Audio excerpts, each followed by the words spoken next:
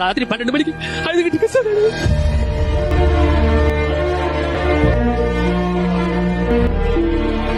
நான் வெளிநாட்டுக்கு டெய்லர் வேலைக்கு போனேன் சார். ஆனா என்ன ஏஜென்ட்க்கு ஏமாத்தி அங்க போய் ஆடு மேய்க்க சொல்லிட்டாங்க. ஆலாபசரன் திடீர்னு சொன்னா பெரிய ஷாக்கா இருக்கும் சார். பயங்கரமா ஷாக் தான் சார். அதுதான் பெட்டியில எழுதிட்டு இன்னைக்கு வெளிய பத்தி மக்களுக்கு 30 வருஷமா நான் சொல்லிட்டு காலையில சாயந்தரம் பள்ளி கல்லூரிகள் பஸ் ஸ்டாண்ட் எல்லா இடத்துலயும் பேசிட்டு இருக்கேன். பைத்தியக்காரமா நான் பேசிட்டு இருக்கேன். 1995 போனோம் சார். ஓகே, அங்க போன உடனே தான் உங்களுக்கு ஆடு மேய்க்கணும்னு சொல்றாங்க. ஆமா சார். எத்தனை வருஷம் அங்க இருந்தீங்க? 3 வருஷம் அங்க இருந்தேன் சார். 3 வருஷம் எப்படி கடத்துறீங்க? எப்படி என்னலாம் பண்ண வேண்டியது? எப்படி கடத்துறீங்க? ஒரு முதலாளிக்கு ஒரு 100 ஆடு இருக்கும். அந்த 100 ஆட்டை நம்ம ஒரு 10 கிலோமீட்டர் 5 கிலோமீட்டர் ஓட்டிட்டு போயிட்டு திருப்பி வரணும். ஒயிட் ட்ரெஸ் போட்டு தான் ஆடு மேய்க்கணும்னு சொன்னான். மறுநாள் நான் பாட்டு என்ன செஞ்சேன், ஆட்டை அழகா ஓட்டிட்டு போய் சுத்தி ட்ரெஸ்ஸுக்காக மேய்க்கணும்னு மேய்ச்சேன்.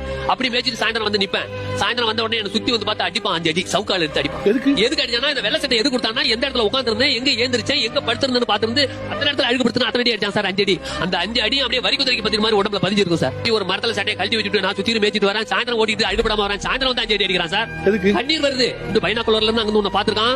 சட்டையை கழட்ட ஒரு பட்டனை போடலனாவே ஒரு அடி சௌகரி கொடுப்பான். 3 வருஷம் கழிச்சு வெறும் புட்டியோட நான் பட்ட வலி வேதனை எல்லாம் சாகர மட்டும் இன்னைக்கு நினைச்சா கண்ணீர் வரும் சார். 30 வருஷம் நான் பட்ட வலி இன்னைக்கு நினைச்சாலும் எனக்கு கண்ணீர் வருது சார். இவங்க ஒரு பரவாயில்ல சார். எல்லாருடைய காலில் விழுந்து நான் கும்பிடுறேன். ஏன்னா அவ்வளவு வலி வேதனை எங்க இருக்குன்னு நான் பார்த்தேன். 38-40 வயசு வரல சார். கல்யாணமே பண்ணிக்காம தங்கச்சி கட்டி கொடுக்கணும், அக்காவை கட்டி கொடுக்கணும், ஐயோ வாதிட்டு செத்துட்டு